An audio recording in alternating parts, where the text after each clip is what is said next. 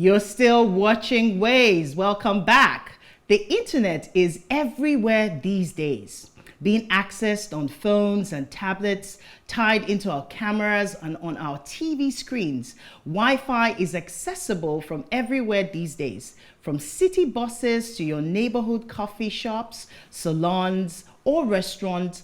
The world grows smaller every day as a result. Internet Day is a celebration of this culmination of computing and communication technology and the way it has brought all our lives together. The first letters ever transmitted across the protocol internet, which consisted of two computers, were L and O. This was as far as they got before the net crashed and they had to reboot to get things in running order. We've been resetting our routers ever since, just to keep our beloved lifeline running ever since. Internet Day is a reminder to all of us that this amazing invention started with two letters, L and O, before we ever were able to log in to trillions of websites put up by billions of users.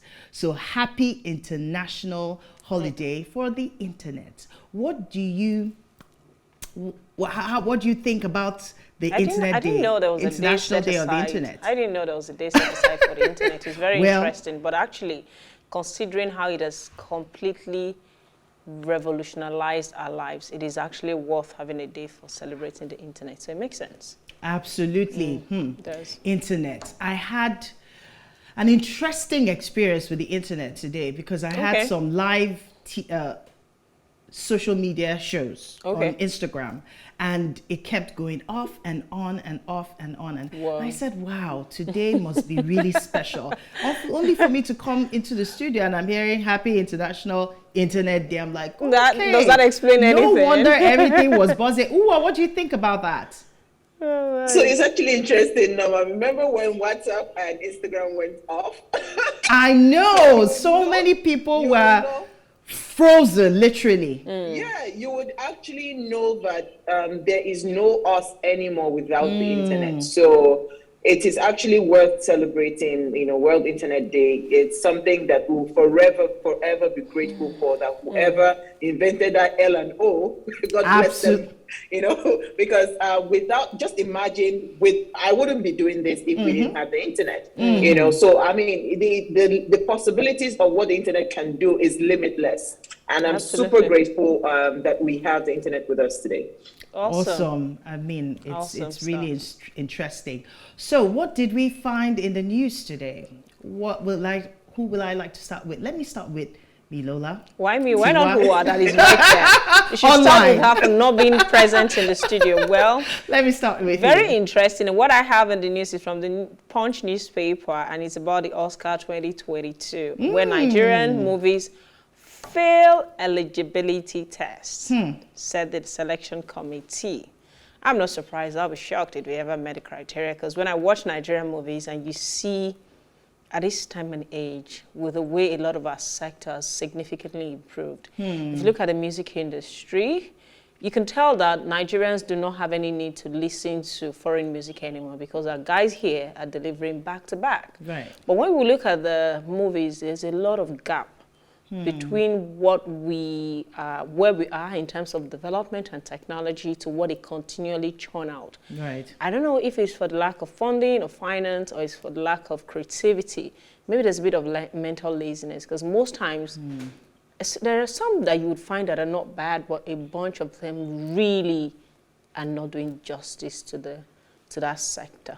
But let me read quickly what the Nigerian Official Selection Committee for the Academy of Motion Pictures, Arts and Sciences has announced that movies submitted by the Nigerian filmmakers fail to meet eligibility criteria.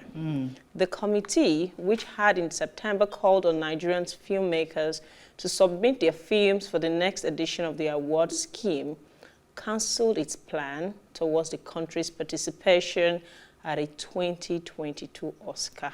Niger people, why? Why? I think we still have a long way to go. A huge gap. For someone like me who loves sci-fi movies, it's tough for Nigerian movies to impress me because the kind of movies they show in science fiction takes me Cannot to the future. compare. Yeah. It goes deeper, it goes further.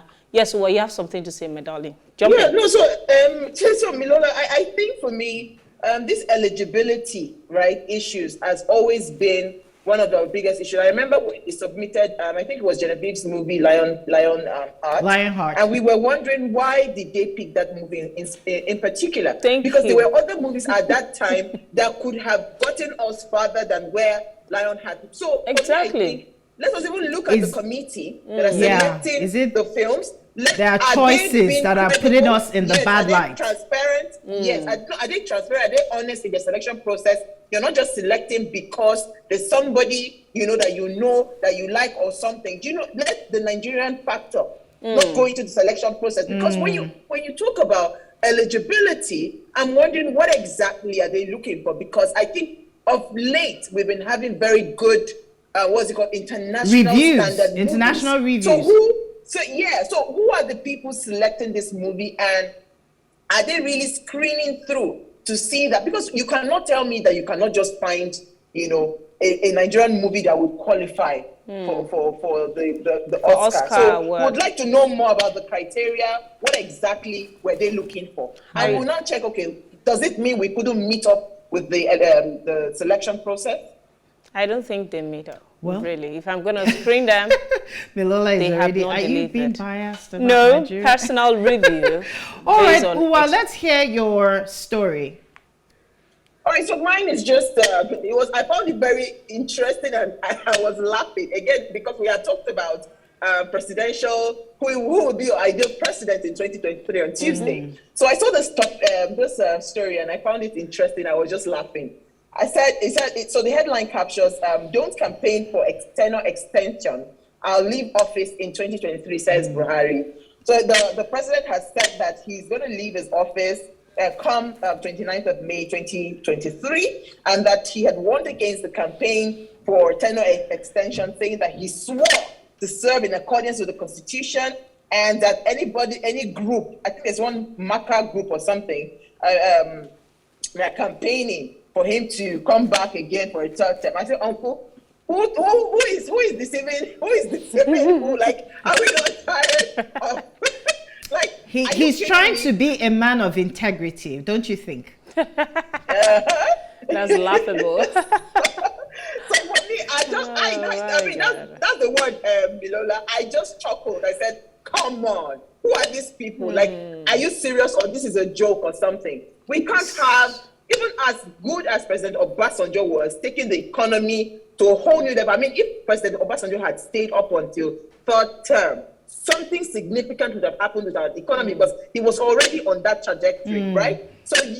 we are seeing economic failure, we are seeing insecurity rising by the minute and everything. You're talking about third term. This has to be a joke. So I just thought to mention this. Okay. All right. I found interesting in the news today that NECO had released the 2021 examination results. Okay, so the National Examination Council on Friday announced the release of the results of the senior secondary certificate examinations conducted nationwide in July. NECO Registrar and Chief Executive Officer Dantali Wushishi disclosed this while addressing men in Mina. And then he said that out of 1,233,631 candidates who registered, 1,226,631 actually sat for the examination. So about 100 or 4,000 people didn't make it for the exams. And then he explained that 945,853 candidates obtained 5 credits and above, including English language and mathematics, while 1,094,000 candidates also obtained 5 credits and above, irrespective of English language and mathematics. Now, the interesting thing for me was in the percentages. They said when compared to 2020 SSCE, internal figures were 894,101, which was like 73% of 2.2% decrease. So there was a decrease compared to 2020, which would have thought that maybe because of the COVID crisis, people adjusting to the new way of learning would have been a deterrent. However, the reduction came in 2021, right? And then my worry is basically, how do we compete internationally? Do we really measure up as a nation when it comes to examinations that will move the young ones from the senior secondary or high school level up to college and university levels? We are more interested in the numbers, right? But how do we measure up globally? That's my own take on this as I was reading through. It's interesting. Well, we're hoping that things, I think especially in the education sector. Yeah, go ahead. Yeah, I think we measure up because, I mean, if you look at globally, Nigerian students do exceptionally well. When they have great access to facilities. So even with the limited access that we have, right? Because of the dogged nature of how we learn, whenever we are put with people in other climes in the same room, we tend to measure up, and we actually do exceptionally well. So I am not really particularly worried about whether we will be able to, our standards, would be able to measure up. We would. If not, if medical doctors are leaving Nigeria, why are they accepting them? It's because they know that, I hear that our nursing, for instance, people that study nursing in this country, they are one of the best in the world. They are very thorough. So I think in terms of measuring up, we can measure up individually. But if you're talking about as a nation, our economic standard, our educational standard compared to other nations, that's where the problem is. But on an individual basis, I think we do exceptionally well. You're using a very smaller fraction of pupils that are exceptional to judge the rest of the numbers. I don't think we actually measure up. The quality and the standard of our curriculum is pretty obsolete. And it is something that they should be willing to review. I don't know where the challenge around reviewing and upgrading it is coming from, but you can be in developed countries all the time. They review, there's a revised edition every time. We don't have such experience with our curriculum here. So it's okay to say that, when we find ourselves thrown with foreign pupils, we excel. That's a fraction of the numbers of pupils that we have in this country. If you really look at the majority crux of students, we are falling short and we're falling behind. Pretty much, that's my entry. I believe there's a whole lot more that can be done, especially in our education sector.